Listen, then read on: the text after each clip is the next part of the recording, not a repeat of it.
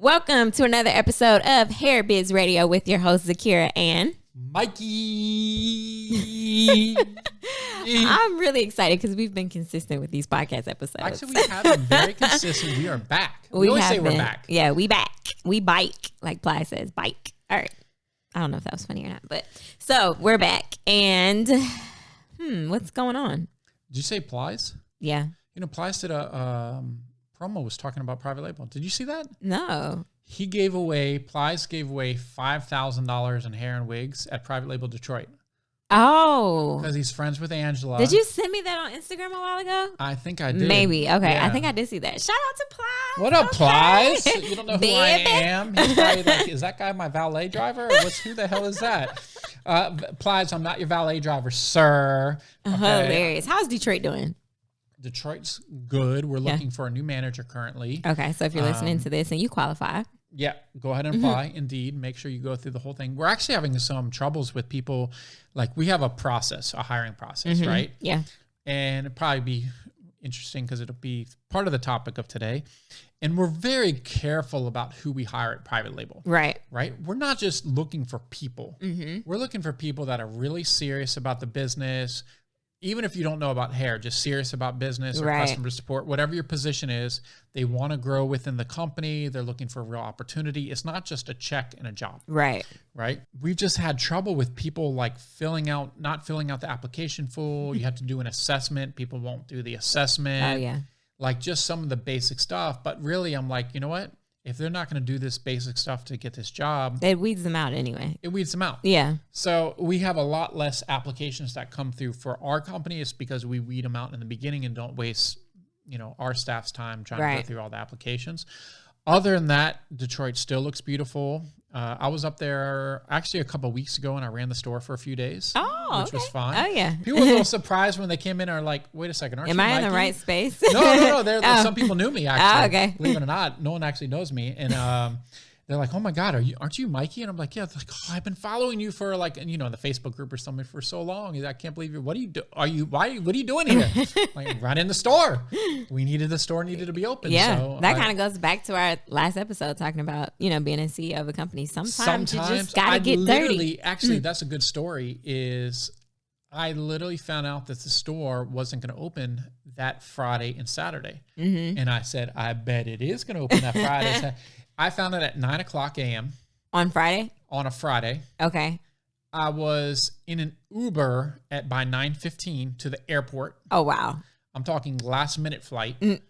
Caught like a 10:30 flight, arrived at noon, opened the store at 12:30, had it open half the day, actually sold a good amount for that half day. Oh, yeah. Opened up Saturday too, and then flew back to Atlanta. Oh, wow. That's dedication. You can't just not open us. I mean, we have clients. Think about Private Label. We have clients that drive, especially in the Detroit area. They will drive an hour to our store. Yeah. Could you imagine? If I was a client, I would be pissed if I had a booked schedule all day for clients and all of them needed hair. Even 2 of them needed hair. And imagine driving in an hour and being not open. Yeah. Nope, we're not doing that at Private Label. So I will fly, I will drive, I will do whatever I have to do to get these stores open. Take a kite, everything. I will take a kite, okay? And that's what I had to do. So Detroit, but Detroit's it's our first year. We actually did pretty good numbers the first year. Yeah. We have a good amount of happy clients up there, which is good. We got like a good solid base. Yeah. But still a lot of people don't know about Private Label in Detroit. So what we're going to do is we have some ideas for some mixers and for some other kind of ways to kind of help get the word out. That's really good. Yeah. In the city. And it's going to take time. Like our Atlanta store obviously is very successful, but that's also been something we've been doing for years and years and years. So that has that advantage. Detroit just needs a little bit more time. Oh, yeah. Yeah. That kind of segues into our topic for today because you had to go to Detroit because no one was there to open the store. Right. So today we're talking about building a team, like why it's so important. What are some things you should look for when finding people to add to your team? How to sustain those team members. So, I mean, of course, you don't have to go into detail, but what has been some of the issues with getting good people? Or dedicated people, rather. Yeah, it comes down to everybody comes from different backgrounds. They have different experiences. They have different work ethics. Like what they think they might be, they in their mind think they're this hardcore, crazy person that's working like crazy. When I'm like, do you see everybody else here is like actually working? Like you're on your phone. Yeah. You know, like it's just, so it's finding the right fit. I mean, we've definitely had people that we've hired that just killed it through the interview process. So it's like, it's a 3 interview process, as you know. You know, you have to interview a lot of people, and they'll show up to work and they're like great for a day. And then it's like, they're like, oh, I got the job. Now I can just chill. Yeah. The biggest thing you have to be careful of is getting somebody like that in an organization of people that have goals, that are trying to be successful in the company, that are trying to grow in the company. Because if you're working and you have your goal, and because you truly love your job, right, and you're next to somebody that's just dilly-dallying around, do you know how much that's going to piss off that person? Everyone else, and the other team members, right? It's like having a cancer cell inside your organization. You have to be really careful of that. Yeah, definitely. So you have to, from the beginning, if something right in the beginning is not working out well, you got to just say, you know, maybe we need to go in a different direction. Definitely. And that's really hard to do. It is, yeah. You know, really hard, especially that's why I stay out of it 100% because I am the nicest guy and I want to work with everybody. I don't want to get rid of anybody, but that's not the way to run a business. Right. So part of that hiring process and building a team is make sure you have team members that can do stuff like you've got to understand your weaknesses. Hire someone with those strengths. Yeah, that's really good. You mentioned before that during the hiring process, there's like an assessment that everyone has to take. So one thing that I've learned and that I do staff consulting on the side. So one thing I've been able to do is go into companies and help them identify the types of people that they need in certain roles. So understanding the type of person that you're hiring will help you be that much more successful in the business. For example, if you're hiring someone to do shipping or to do like packing orders and all of that, and they are a very high I, which if you guys aren't familiar with DISC, it's a personality assessment. If they're a very high I, which has everything to do with people, they're very sociable, very gregarious, very enthusiastic, but they have no detail, which is the C. Like if they're very low detail oriented, you're going to have a problem off top. So it's very, very important that you know who you're hiring and the type of person that they are so that you're putting people in the right positions. Basically what she's saying is that person's going to be shipping the wrong wigs to the wrong You're going to have so many different problems. Customers are going to be calling left and right like, this is wrong. This is the wrong size. And it's not done purposely. It's just that they're in the wrong position. Actually, you know what's cool is we did the assessment with, your team and you have it's 4 animals, right? Yeah, it's 4 animals. Okay, so if you can explain to people the 4 animals. Yeah. And, if you're listening to this, you can, of course, if you're watching on YouTube, I'd love for you to comment what animal you are. That would be kind of cool. Oh, yeah, definitely. Or you can always send us a message or something, Zakiyrah on Instagram or Mikey on Instagram. Let us know what animal you are. So, Zakiyrah, if you can go through these 4 animals, and when you're listening to this, you might be more of one than another. You could be 2, but more of one than another, and you kind of have a hybrid mix of a little bit. Oh, yeah. But if you can kind of go through those core 4 and what their personality traits are and kind of the ethic of it. Yeah, so there's 4 animals. The first one is a lion. So the traits of a lion are very dominant, demanding, forceful. That's how they approach problems and make decisions. So they are going to be those people that are results driven.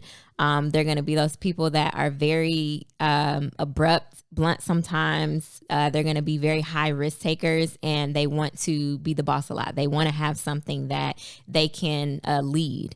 Then you have a high flamingo. You have flamingo, which is going to be the I, and flamingos are very personable. They're sociable. They are going to be those social butterflies that, yes, they want to be on their phone. They want to talk to people. They're going to be great in like showrooms. They're going to always welcome people with open arms, with a smile. They're just always going to want to be people oriented.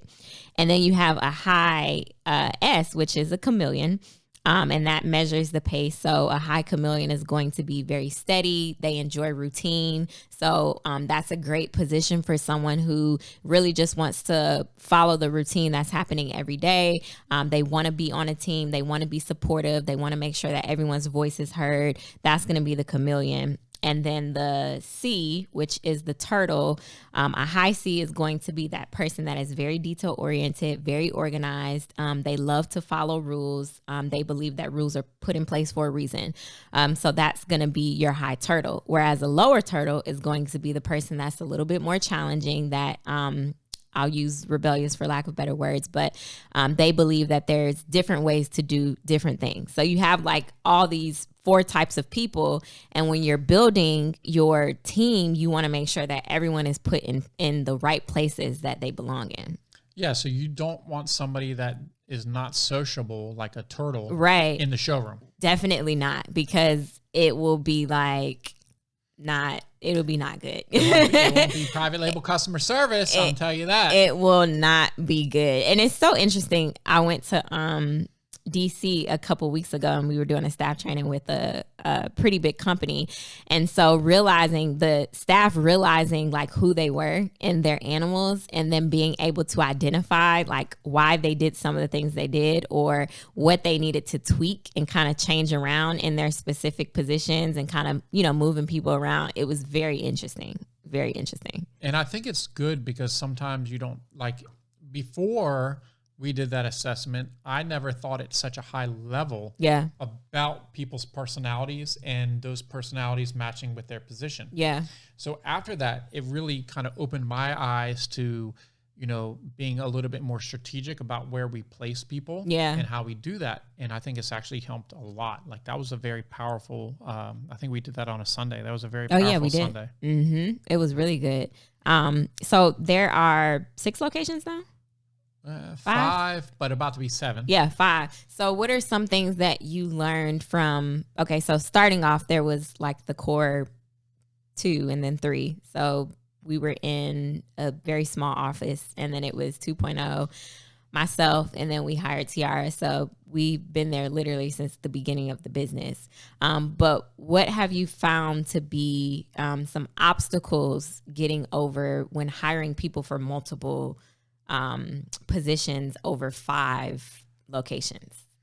Yeah, it's tough.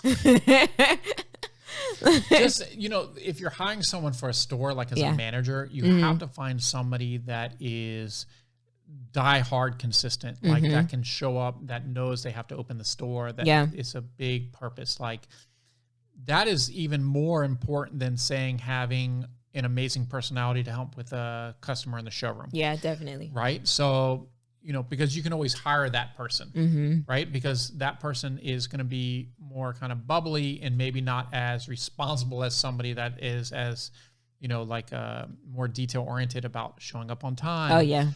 Getting to the store early, opening it up, making sure it's set up before that first customer walks in the door, right? If you have people that are just trying to show up at 10 o'clock and open the store and are setting up while customers come in, that's not a good experience for the customer. Yeah. Right. So making sure people understand that. And what, you had just thought of something.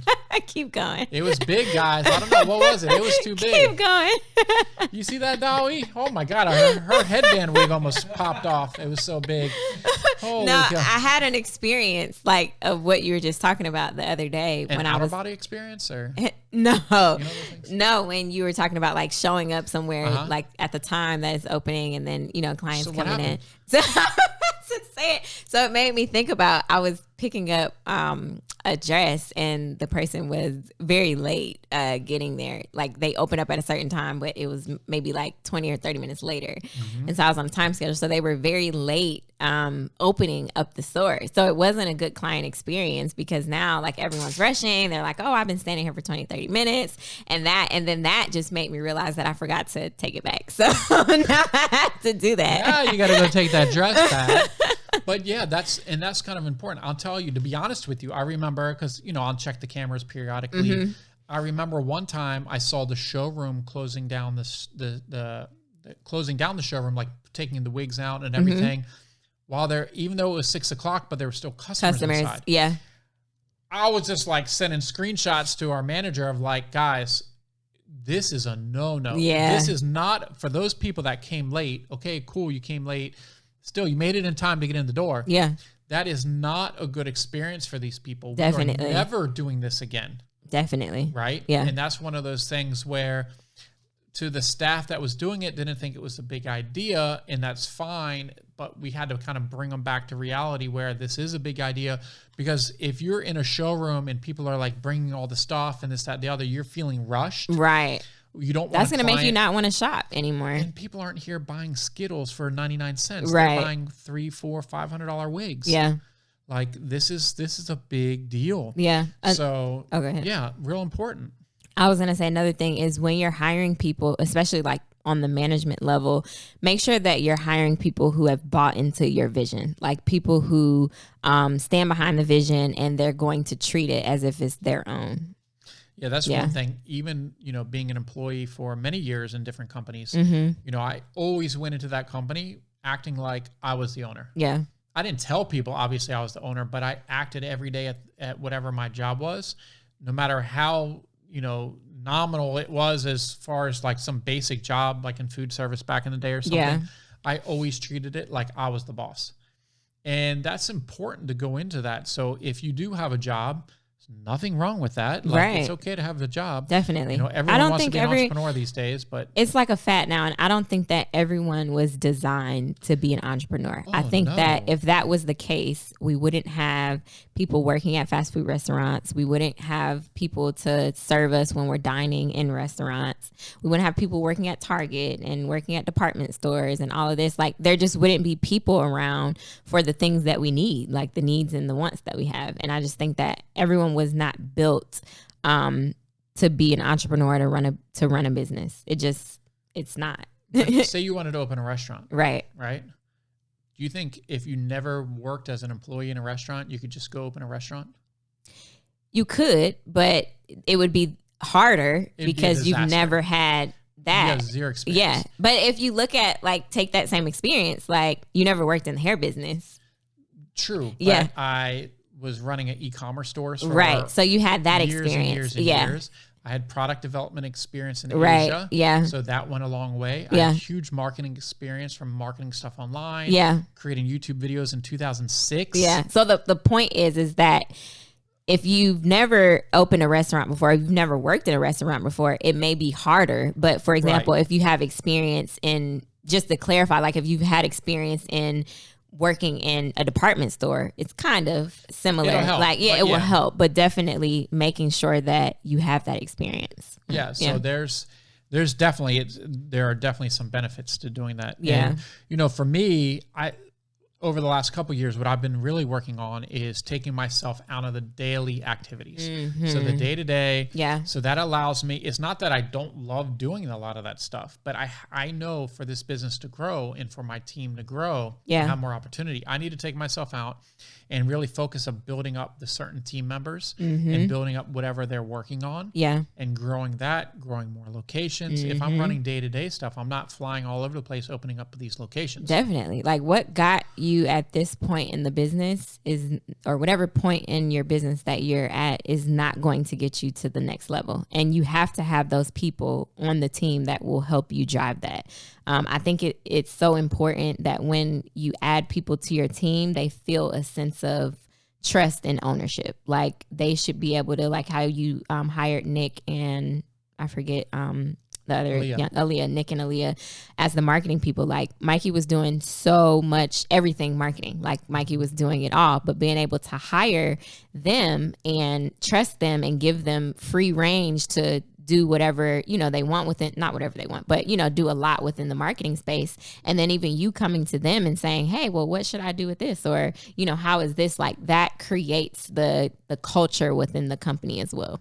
And even so, like I might come to them for ideas. Like I know what we're going to do, but you never know because you never know everything. So it's good to have a fresh perspective. Definitely. It's kind of funny, actually. I think about Dawi, our producer back there. He's playing Twitch, TikTok or something. I don't know what he's doing over there. No, I'm just kidding. He's managing the mics.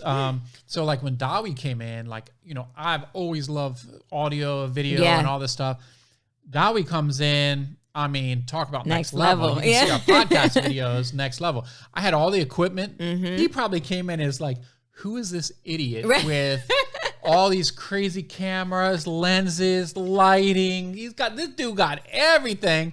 He doesn't really know how to use any of it. But that's true. But I've learned a lot having someone way better than me at this. Yeah. I am way better because of like setting up these, I don't know what those things are called. Are they like panels? Like, what are those called? The flags, which help. They're light flags. The light. Okay. Yeah, like the way they do the lighting. Yeah. And all this other kind. Like I've been still learning and asking Dawi, okay, how do we do this? Yeah. And that just helps with everything, because I think photo and video and all that sound is so important. It's going to be important forever. Yeah. But it's cool for me, because I'm a geek at heart with this kind of stuff, to have someone that's, this is really what they do. So bringing those kind of people into your organization that can make you a much better, whether it's for the business or just you just enjoy or the business needs it, which is really the reason why you bring it in. It's pretty cool. Oh yeah, definitely. I think that, okay, so we talked about kind of starting off, building a team. You're going to lose some people, you're going to gain some people. And one thing that I do know is that here at Private Label, hiring people to put in the right positions and being able to, I'll say, scale employees has been really good. Like, I know you kind of talked about it can be a headache with multiple locations trying to put people in those right places, but then also having a system in place with hiring. Like you mentioned, now the interviewing process is 3 interviews you have to go through. You have to do an assessment.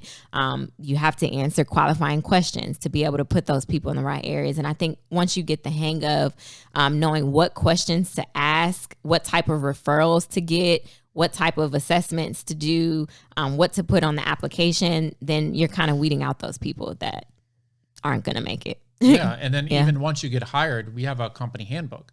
So a lot of people get hired at a place and they're like, here's the company handbook. You just go home and read it later. Yeah. You literally have to sit there, and it takes over an hour to do. Yeah. And read to the manager the whole entire company handbook. Oh, read to the manager. You have to read the whole handbook. The manager. Yes. Oh, wow. Like out loud. Yes. Oh, wow. There's never going to be a time, because we have very strict policies and procedures to protect our clients and everything else. You're not going to come work here and say, and not know. Oh, you didn't tell me, or I didn't know that's part of the policy. Yeah. Oh, you read it to me in the handbook. Yeah. Wow. Like it's strict. Yeah. But that's where, some people don't like it, and that's fine. You can not like it, but it's got us where we are today. Yeah. And it helps protect it, not just protecting the company, it helps protect the other staff members from not having somebody that is going to not be there to help grow everybody together. Yeah, definitely. And then some places, they give you the handbook and they will make you write it. So even if you do come and say, hey, well, I didn't know this was a policy, it's like, oh, well, back in January, you signed this and this is what it stated. Right. Yeah. Yeah. Definitely. So having that, and just that, those are the simple things that we've kind of grown as a company as we've gotten bigger, especially like when you're smaller, you can get away with a lot of this stuff, not having the organization. But as you start getting bigger, but I can tell you, it's the sooner you start putting it together in your organization. Better. Yeah. I was just about to say that, like even if you're a small business, and let's just say you're hiring your very first employee, I think it's super important to have all of that stuff in place. That way, when you bring on that new employee, they're already used to the policies you put in place, and then they can also help you build the culture for the employees to come. So it's not like you're sporadic and all over the place, and I'm trying to hire this person and this person. It's like, okay, I have a handbook. I know what the job description is for this person. I know what they're going to be doing, and I know how to hire someone. And even if there's a lot of, what are they called? Like, not even overseas, but there are a lot of HR companies that will contract HR people out to you for an hourly or monthly basis. So even if you don't have the budget, you can spend $100 to $200 to hire an HR person to make sure everything is put in place for you to hire an employee or a contractor. Yeah. Yeah. It's a great investment. Definitely. Yeah. And going into that, I remember we grew so fast that we didn't have any of this stuff set up, and all of a sudden we had like 20 employees out of nowhere. And I'm just like, whoa, what's going on? It was just like the wild, wild west. Yeah.